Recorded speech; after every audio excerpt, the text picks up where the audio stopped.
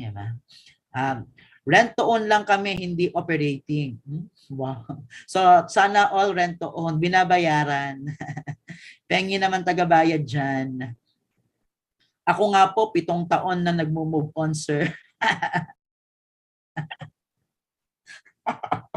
Hindi ko kinain yung 7 taon. Sana reasonably certain na lang sa lahat una pa lang. Ganun naman di ba? Sa umpisa akala mo certain yon. Pero pagkalipas ng mga ilang linggo pa nga lang, di ba? Ano na yan? Nagiging ice age na. Bumabalik na siya sa ice age. Okay. Anyway, ang pinag-uusapan natin dito yung lease asset, di ba? Lease asset ito. Okay? So balik tayo dito. So gawin natin yung amortization table. So, ang interest is 10%. So, that is in 2022, that's 303,263. So, i-minus sa 800,000. So, the payment to principal is 496,787.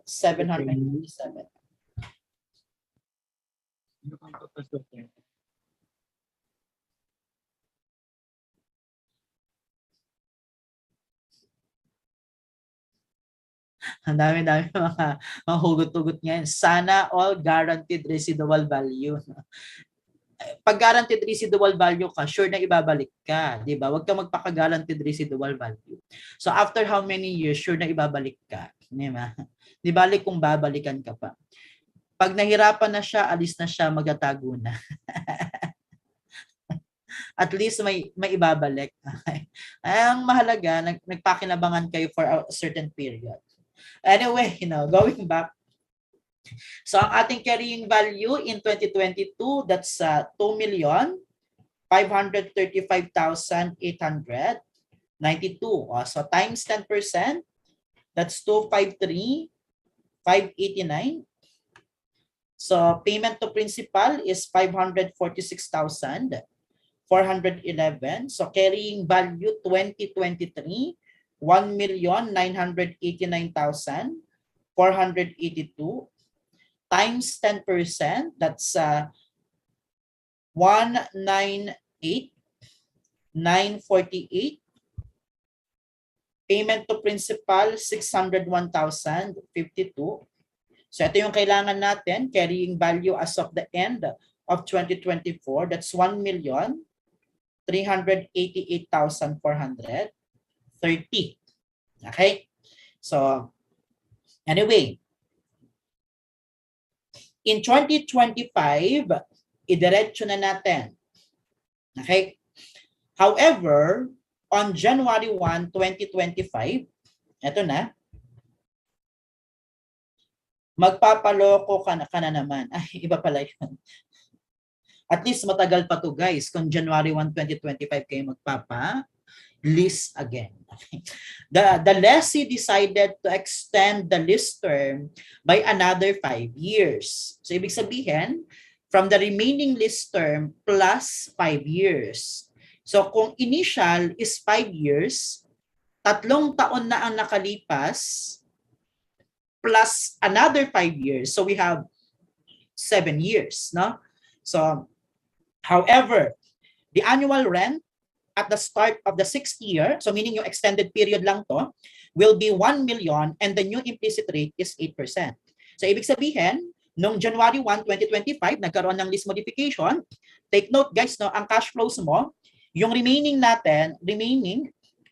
from the original lease, no, which is 2 years, you will still pay the 800,000. Okay? Pero yung extended period na 5 years, you will now pay 1 million. Okay? At again, meron po tayong new implicit rate of interest na 8%. So yung PV ng 800 at ng 1 million, ang gagamitin na natin ay yung 8%. Ito yung sinasabi ko. Kapag lease modification, normally meron kang bagong implicit rate of interest. So ang gagamitin na natin ay yung new implicit rate of interest. No? So kailangan natin, eto, since magkakaroon tayo ng increase in our lease liability. Okay? Now, extended period, 1 million, so 5 years. Pero yung remaining 2 years, 800,000 pa din. Okay? So mag-compute tayo ng bagong lease liability.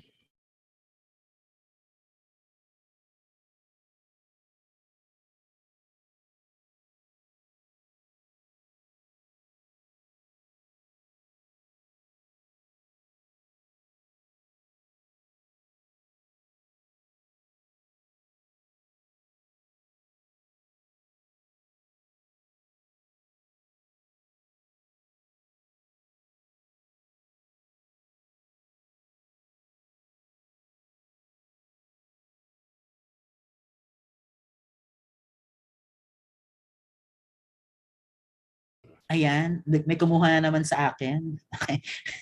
Grabe naman si Wilfredo. Minumulto daw ni Sir. May humuhugot sa akin eh. Ayan, biglang nawawala.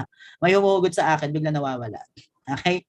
So anyway, so magko-compute tayo ng bagong lease liability using our new periodic payment. So again guys, no, ang ating analysis 800,000 for the remaining original lease term and 1 million for the extended.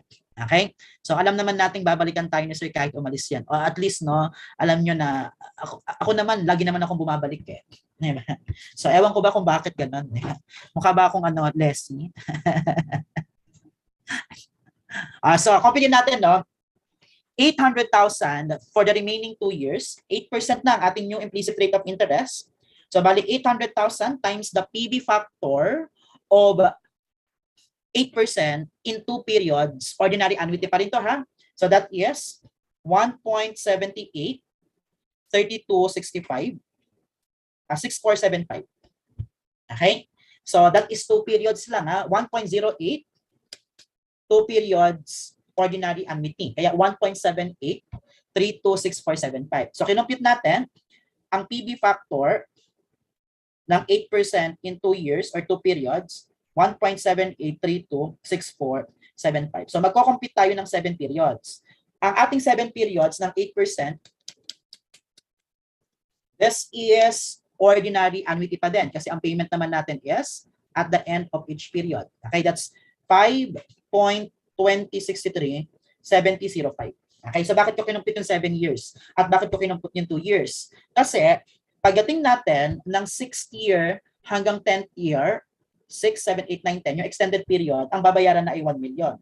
So 1 million times, i-minus natin yung 1.78326475 doon sa 5. Ito. So ito, i-minus natin dito ha. Yung 1.78 i-minus sa 5.2 para ma-compute natin ang PB factor. Ito yung 3.42, 3105, 30. So ito po yung ating PB factors. Okay? So ang present value ng 800,000 today is 1,426,612.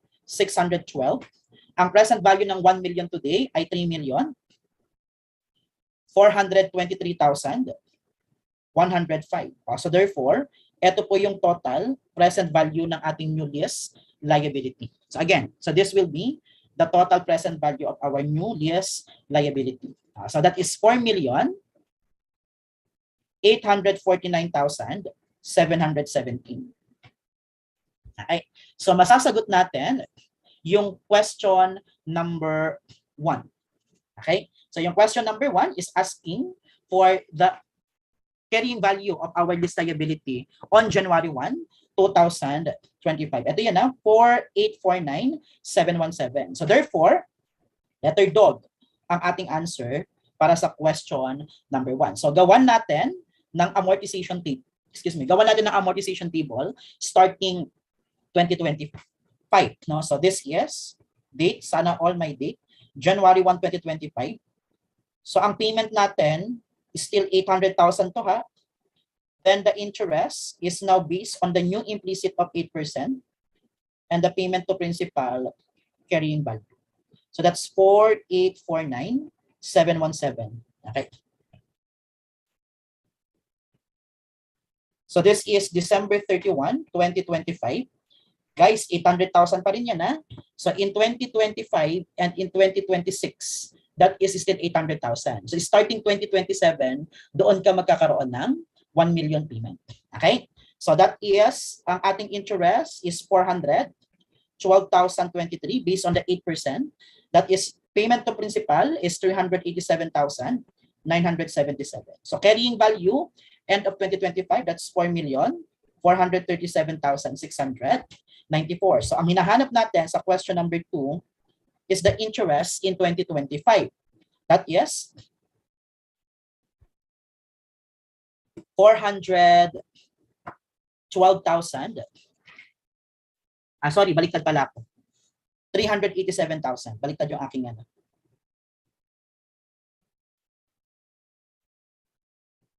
It should be 387,977 at ang principal natin ay 412,023.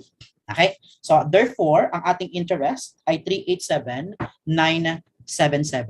Okay? So in 2025, based on 8% new implicit rate of interest. So again, meron na po tayong bagong implicit rate of interest starting 2025. Kaya na nag-recompute tayo ng 2025, ang ginamit na po natin ay 8% effective implicit rate of interest. So kaya yung 4,849,717 times 8%. Yun yung 387,977. So we can perfectly tell now na ang sagot natin sa question number 2 ay letter boy. 387,977. For question number 3, the amount of depreciation expense and the carrying value of our RUA. Okay? So we can perfectly compute yung ating RUA. Since meron tayong remeasurement, kailangan natin yung carrying value bago mag-remeasure. Ito po yun guys, 1,388,430. Diba? Nag-increase yan to 4,849,717. Okay, so gawin natin ang implication sa ating right of use asset. So, carrying value of right of use asset, this is as of January 1, 2025. So, ang carrying value ng ating RUA, di ba ito yung na-compute natin, initially, that's 3,032,629. Okay, so that's 3,032,629. Ilang years na nakalipas? 3. Di ba? Over 5 initial period. Okay, so times natin yan ng 2 over 5. So para ma-compute ang kanyang carrying value, that's 3,032,629 times 2 over 5. So bago magkaroon ng remeasurement, meron siyang carrying value na 1,213,052. Okay? Add natin yung increase, so which is yung 4,849,717 minus yung balance niya bago magkaroon ng remeasurement. Ito yan, yung 1,388,430. Okay? So 1,388,430. So ang increase natin is 3,461,000. So 3,461,287. Okay? So eto ngayon yung ating magiging bagong depreciable cost. Okay? So that is 4,674,339. Okay? Divided by our new lease term. Kasi di ba initially 5 years minus 3 may 2 plus the extended 5. So meron ka ngayong 7 periods or 7 years. So eto yung ating magiging new depreciation expense. Okay? So i-divide ng 7, that is 667,763. So that's 667,763. So we can perfectly tell now na ang sagot natin sa question number 3 ay letter C. Okay?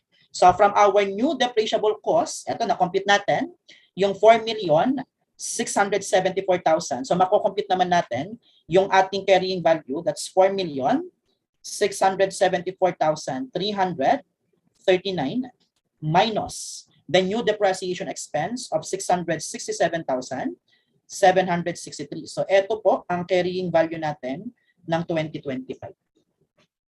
Okay, so that must be 4,006,576. So 4,006,576, and therefore our answer para sa question number 4 ay letter C. Okay? So this is our official answers and analysis sa ating problem number 5. So para sa question number 1, recap, that's dog.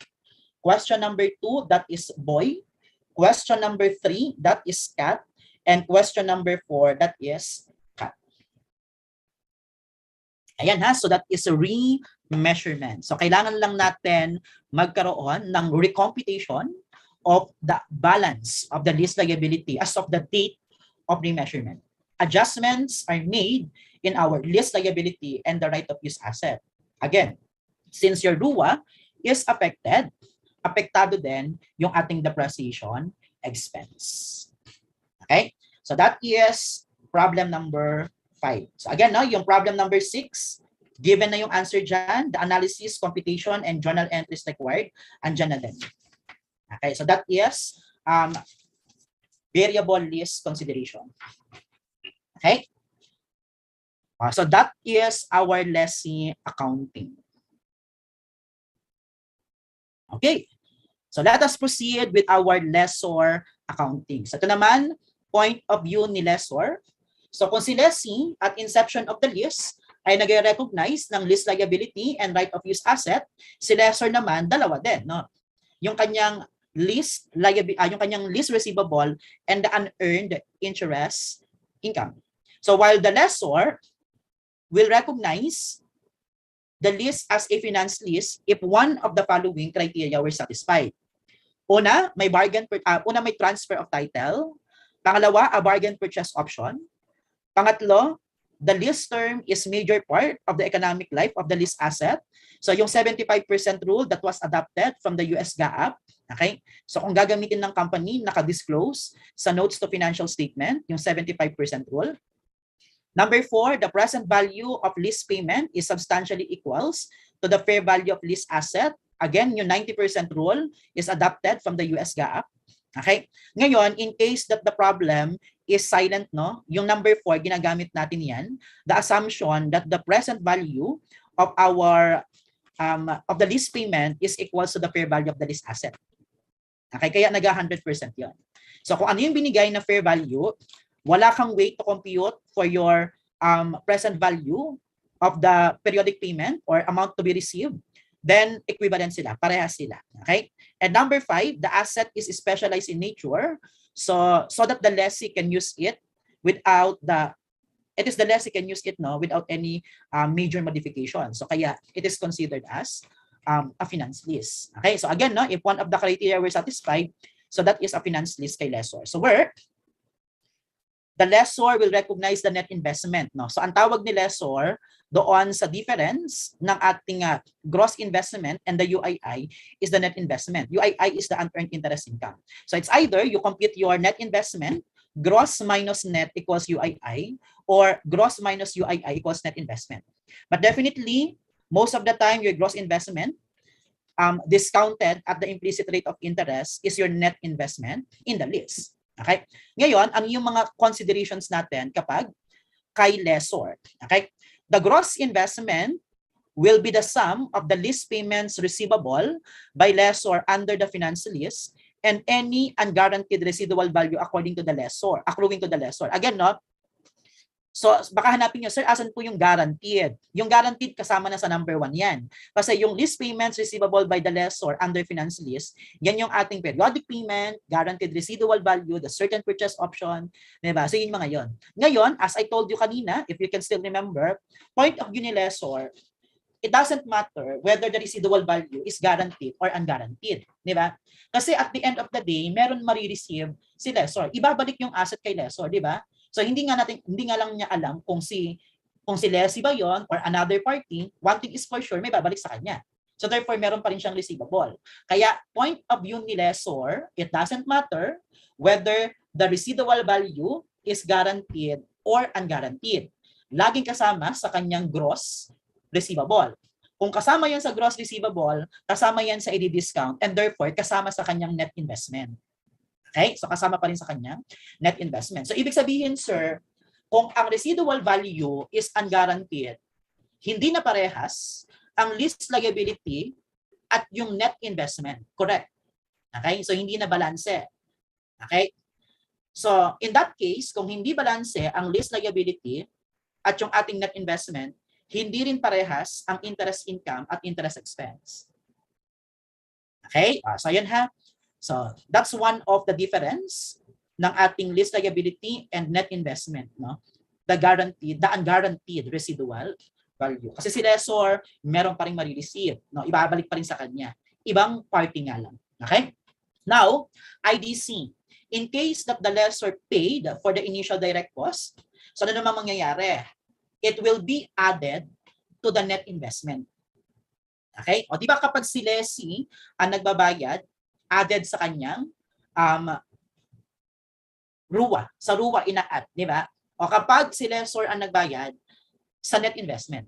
Di ba? And what is the effect? It will decrease your UII.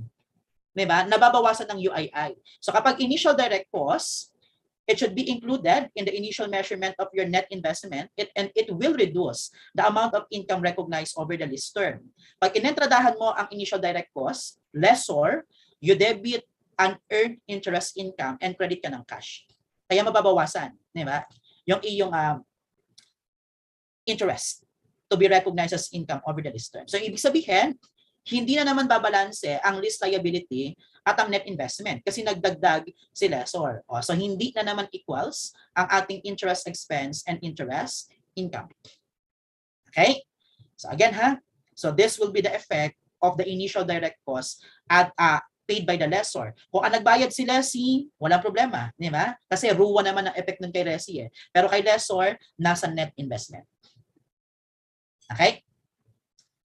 Say for example, so anyway, si lessor ay may dalawang type ng lease, the direct finance lease and the sales type lease. No? So ang pinagkaiba lang naman nila, gross profit.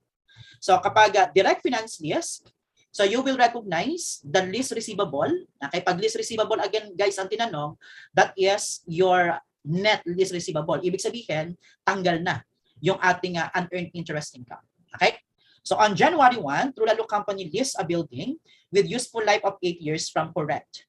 The lease term for a period of 5 years, annual rent of 2 million, payable every January 1 starting 2021. Trulalo has guaranteed 200,000 residual value at the end of the lease term. Implicit rate is 10%. So this is how we compute no, yung ating initial net investment in the lease. Diba? So this is the same way kung paano tayo nag-compute ng ating lease liability. Diba? So kung guaranteed yung residual value, ibig sabihin, yung ating lease liability, parehas. Yan din yun. Diba? So your net investment is equals to your lease liability. Okay? So in this case, your gross investment is yung total na ma-receive mo for 5 years, 2 million times 5 plus the residual value. So kaya ang gross investment mo ay 10.2. Yung difference ng gross and net investment, yun po yung ating unearned interest income which will be recognized as income over the lease term. So meron kang unearned ngayon na 176,085. So ang i-recognize natin yung ating lease receivable and the unearned interest income. So today, ang entry, you debit lease receivable, that's 10.2 million. Credit ka ng asset for lease, that is at the net investment. And credit ka ng unearned interest income. So the initial cash received will decrease our lease receivable. That's debit cash and credit lease receivable. Okay?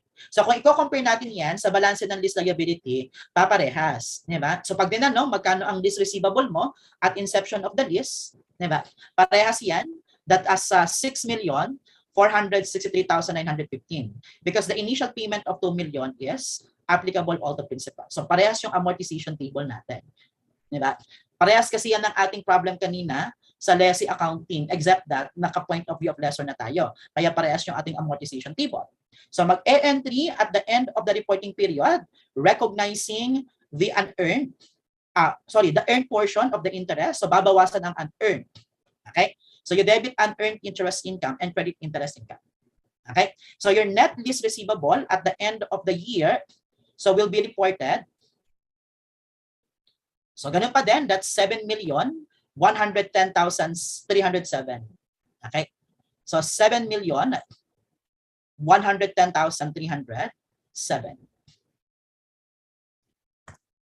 So pabalik daw sa slides. Sige.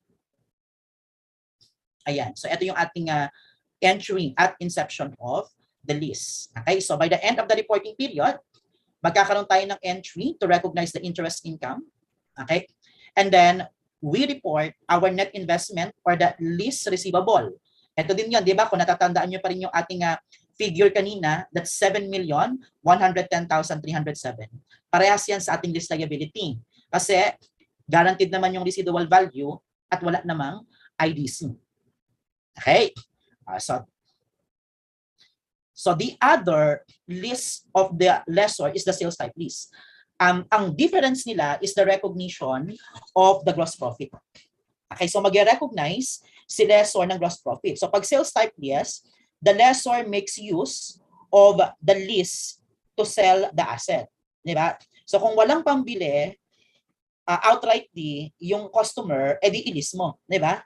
So which is, ibinebenta.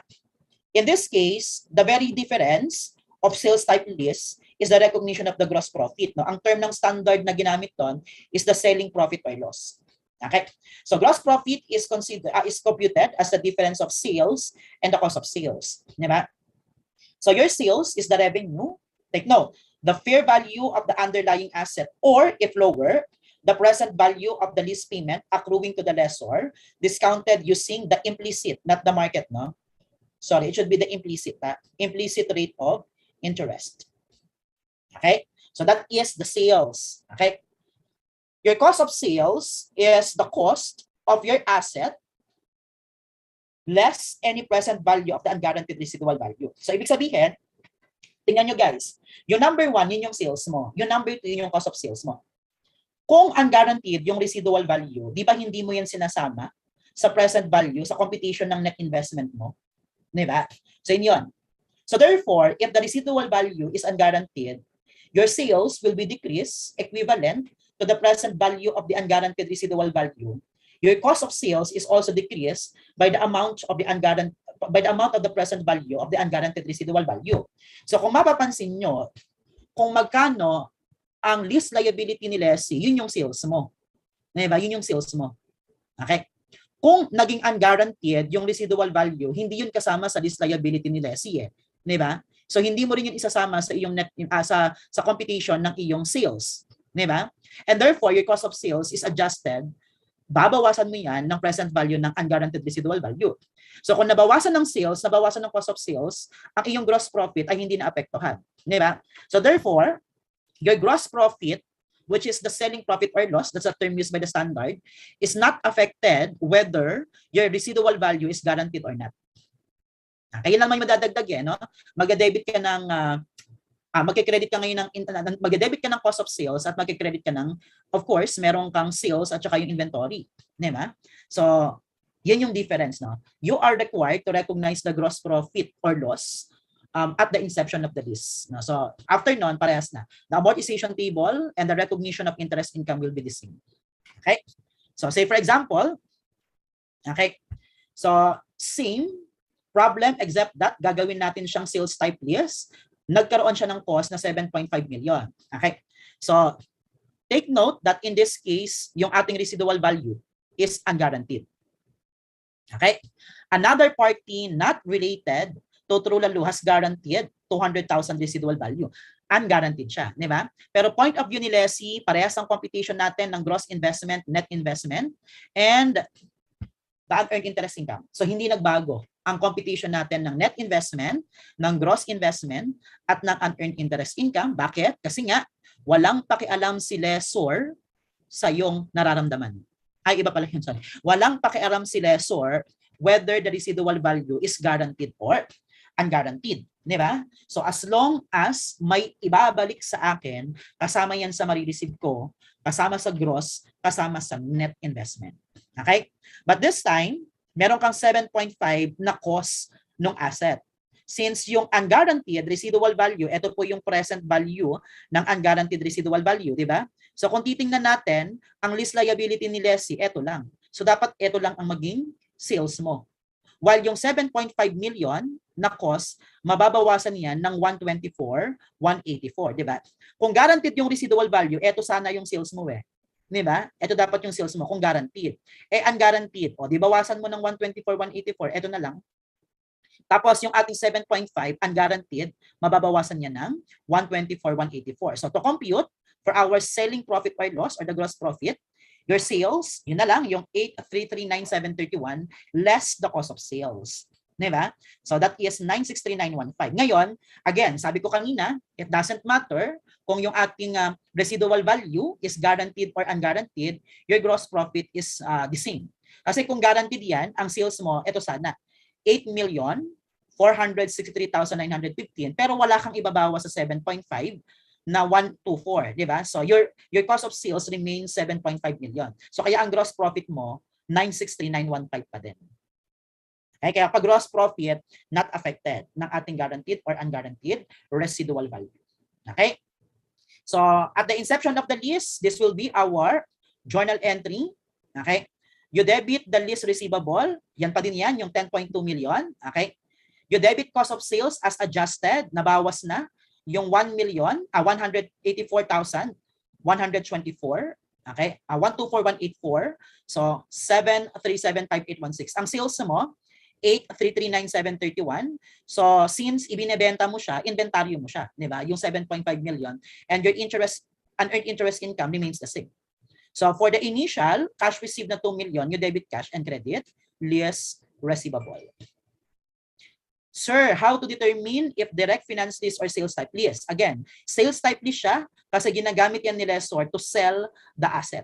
Di ba? So kapag ibinebenta niya yan through lease, that's a sales type lease. Otherwise, it is a direct finance lease. So makikita mo naman sa problem, sasabihin no na yung asset is or the lessor makes use of the lease transaction to sell the asset.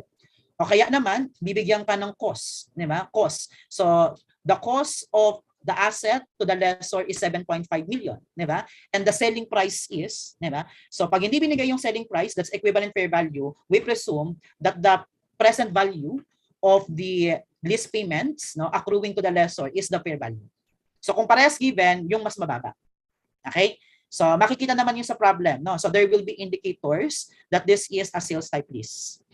Okay? So minsan yung mga seller ito term as the dealer, di ba? Kaya minsan this is also known as the dealer's lease. Okay? So this will be our amortization table, parehas na, di ba? Yung ating amortization table. Ang pinagkaiba lang talaga nila is yung recognition ng gross profit. So yung ginawa nating entry kanina, yun pa din yun. Okay, so therefore, the net investment remains at this amount. So ang pinagkaiba lang talaga nila is the recognition of the gross profit, no? So gross profit at inception of the lease. So tatandaan, ang sales mo ay mababawasan or equivalent no to the present value of your of the payment no accruing to the lessor, or kung given yung fair value, whichever is lower. So yung cost of sales, that's the actual cost of your asset, mababawasan lang yan kapag meron kang unguaranteed residual value. Okay, so that is lessor accounting, no? So the direct finance lease and the sales type lease. Okay. So i-apply natin sa ating problem number 7 and problem number 8. So yun yung ating two problems related sa ating finance lease lessor accounting. Okay. So problem number 7.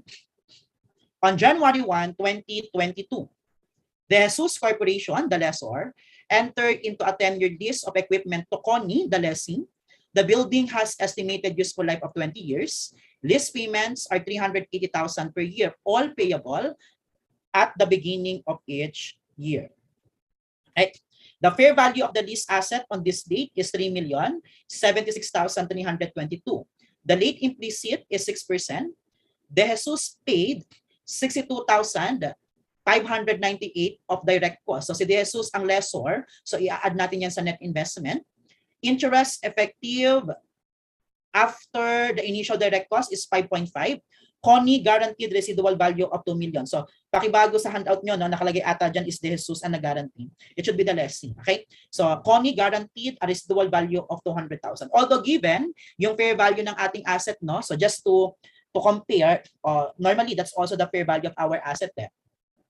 So at inception, so we have 380,000. So compute natin ang present value ng 380,000. So 380,000 times the PB factor of 6% muna. Okay, 6% muna gagamitin natin ha. 6%, no, in 10 period, 10 years yung ating list. So 10 period, annuity due yan. Okay, so naka-annuity due. So that must be 380,000 times the PB factor. Meron tayong guaranteed residual value na 200,000 times the PB factor. This is 6% raised to the negative 10. Okay. So ang PB factor natin para sa 380, that is 6% in 10 periods.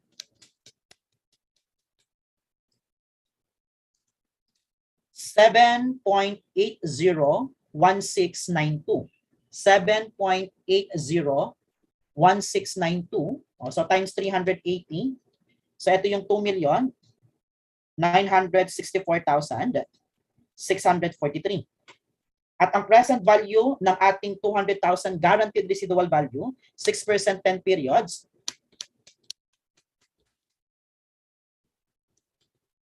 so that is 111,679. Okay? So add natin yung dalawa, 29,646,643. 29,646, 643.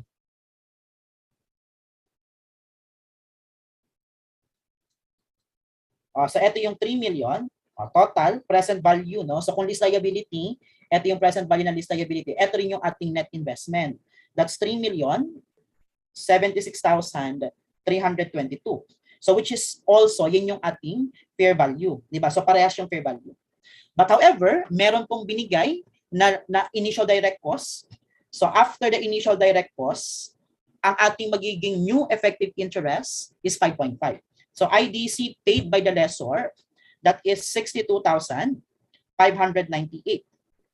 Okay, so ito yung ating magiging net investment. Kasi di ba, kapag si lessor ang nagbayad, it is added to our net investment. So plus the 62,598, that is 3,138,920. So yan yung ating i-amortize, yung after the effect of our initial direct cost paid by the lessor and using the new effective interest, okay, of 5.5. So kaya pag gumawa tayo ng amortization table, 5.5% na tayo. So this is dated January 2, 2022. So payment applicable to interest, this is now 5.5% and applicable to principal. So this is the carrying value. So January 1, 2022, this is the first payment, 380,000. So all applicable to principal, 380,000. So yung 3,138,920 mababawasan ng total 380,000. Sir, pag lessee po nagbayad, o kung lessee nagbayad, hanggang doon lang tayo sa 3,076,322. And we will retain the original implicit rate of interest na 6%. Kasi kung si lessee yan, nasa ruwan ni lessee ang effect. Okay? Pero kung si lessor, nasa net investment ni lessor. Okay? So ito ay magiging 2,758,920. So next payment is January 1, 2023.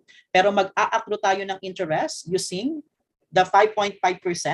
That is 151,741. Okay? So ang payment sa principal ay 228,259. So 2,530,661. So ito yung carrying value ng January 1, 2023. Okay? Since ang hinahanap natin is the interest income. Should Jesus recognize in 2022? So yung accrual of interest na 151,741, ito po ang interest income ni Jesus. So included na dyan ang amortization ng initial direct costs. Okay, kasi nag 5.5% na tayo.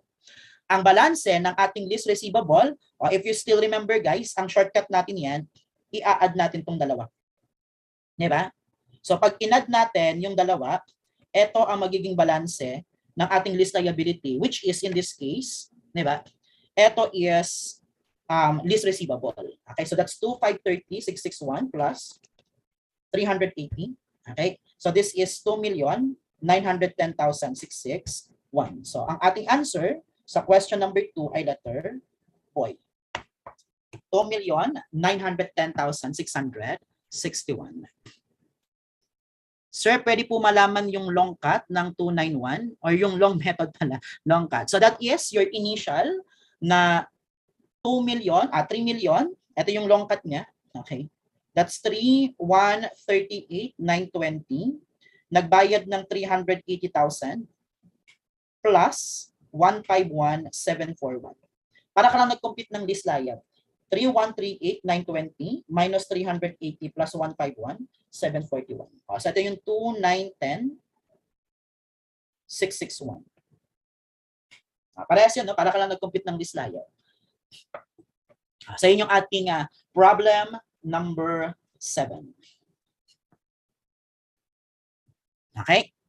So ihabol na natin yung problem number 8. So ito naman is medyo madali lang. Okay? So Emma Corporation offers leasing alternative to its customer who do not have necessary funds or financing available for outright purchase. So tulad nito, so we can perfectly tell no that this is a sales type lease, di ba? So the data relative to typical lease offered to Hilda are as follows. The lease is initiated on January 1, 2022. Payments of 560 are due on every January 1 for the duration of the lease term starting 2022. So in advance na naman to. The non-cancelable fixed portion of the lease is 10 years. So ito po yung ating lease term. Estimated useful life of 12 years. The lessor desires a return of 12%, so which is also the implicit rate of return. Okay? So the lease portion of the building is expected to have a residual value of 200,000, which the lessee has guaranteed at the end of the lease term. So meaning guaranteed residual value siya. The lease premises was improved at a total cost of 415, which is expected to be useful for 10 years. The lessor agreed to reimburse half of the cost of the improvement. So that is a deduction to the cost of the leasehold improvement. So walang kinalaman yan sa ating RUA or sa ating net investment. So the asset cost in the book of the lessor is 2.4 million. So meaning that's our cost of sale. So since guaranteed ang residual value, guys, so we can perfectly compute na yung ating sales, di ba? So pag kinompute natin yung ating sales, that's the present value of our payment accruing to the lessor using the 12% implicit rate of interest. Since wala namang binigay na fair value, we assume parehas yon. That is 560,000 times the PB factor of 12% in 10 periods annuity due. Ito yung 6.3282,498. So this must be 3,543,820. And the present value of the guaranteed residual value, that's 200,000 times the PB factor of 12% raised to the negative 10. So this is 64,395. So ito yung ating magiging sales. Okay? So this must be 3,608,215. Diba? So while yung ating cost of sales, so hindi magbabago ito, 2.4 million since guaranteed naman ng residual value natin. So this will be our gross profit or the selling profit or loss. So pag minus natin yan, that must be 1,208,215. So masasagot na actually natin yung questions number 1 and number 4. Kasi kung unguaranteed yung residual value, it doesn't matter. Parehas pa rin naman yung ating magiging gross profit. So ang sagot natin ay letter C.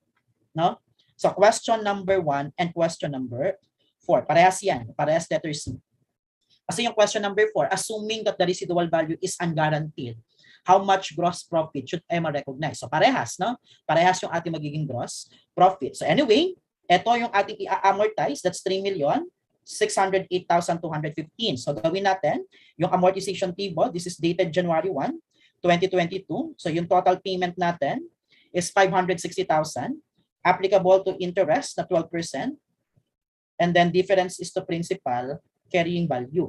So initial carrying value natin, that's 3,608,215. So first payment ay nangyari ng 2022. A total, yung 560,000 all applicable to principal. Okay, so that is now 3,608,215. 48,215.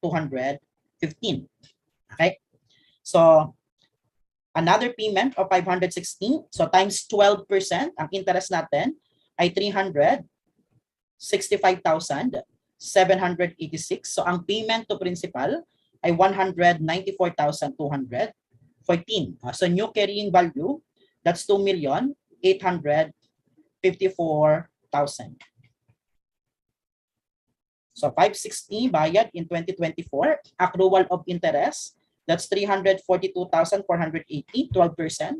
So ang principal ay 217,520.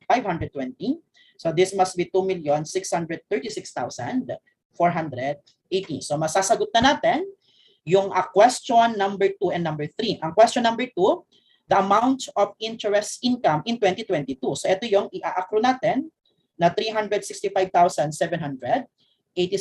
So letter A. So letter C. A dapat yan.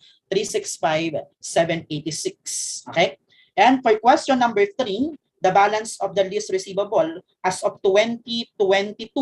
So kung 2022 yan, edi ang i-add natin itong dalawa. 560 plus 284,000, 2,854,000. Sige nga, i-add natin yung dalawa. 560 plus 2,854, that's 3,414,000. Okay?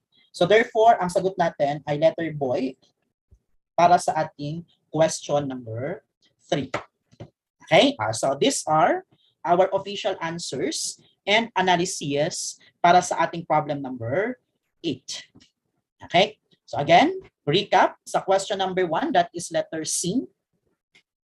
For question number 2, that is letter A. For question number 3, that is letter boy. And for question number 4, that is letter C. Okay? So tatapusin na natin dyan yung ating discussion. Next week, bago po tayo mag deferred taxes, magsa-sale leaseback muna tayo. So discussion muna ng sale leaseback, sasagutan yung problem number 9, and then we will proceed with deferred taxes. Okay? So that's it for our synchronous session for today. So see you again next week. Bye everyone.